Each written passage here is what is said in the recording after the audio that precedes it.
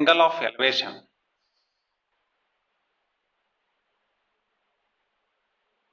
See, here is some vertical object and this is ground here. Say from this point you are looking at a point on this vertical object. This is called as line of vision.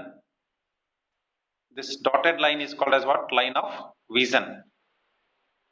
That means along this line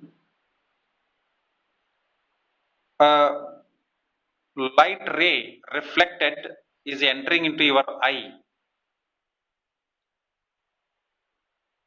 Now the angle between this line of vision and the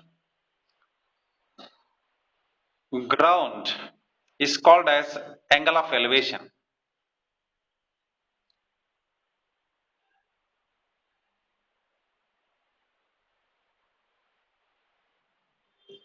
Angle of elevation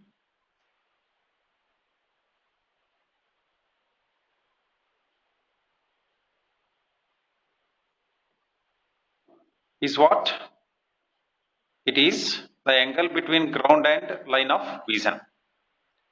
When you see upward, when you see upward,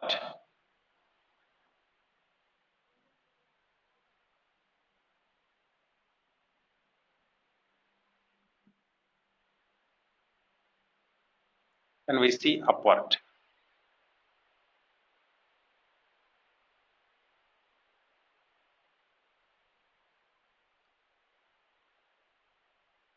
next is angle of depression.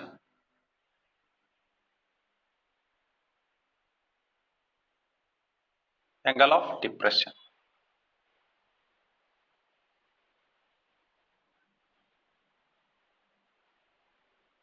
Say here is a tower or some building, etc.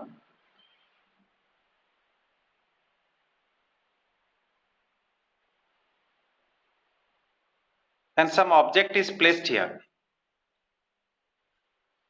Some object is placed. Now you are on the top of tower, let us assume. You are here. From here you want to see this object.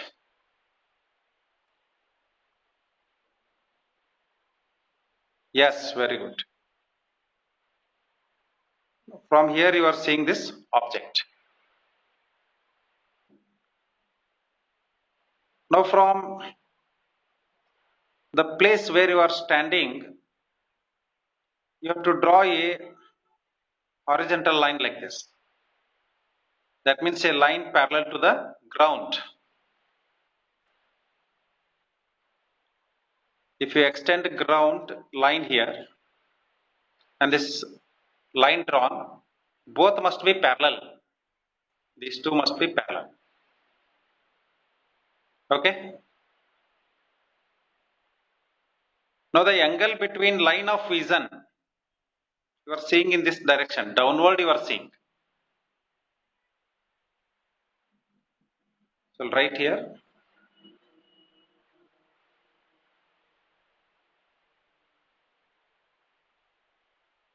When you see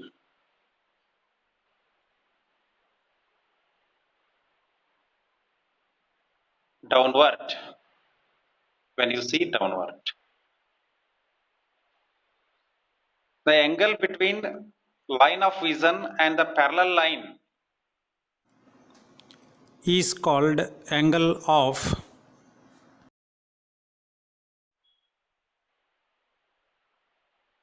depression. What about these two angles here? They must be equal because they are alternate angles.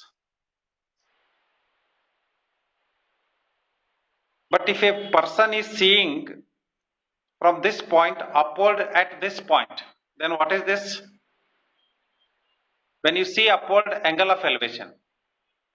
When you see downward, it is angle of depression. For a given set of points, angle of elevation and angle of depression will be equal. Remember this. For a given set of points, angle of depression and angle of elevation will be equal.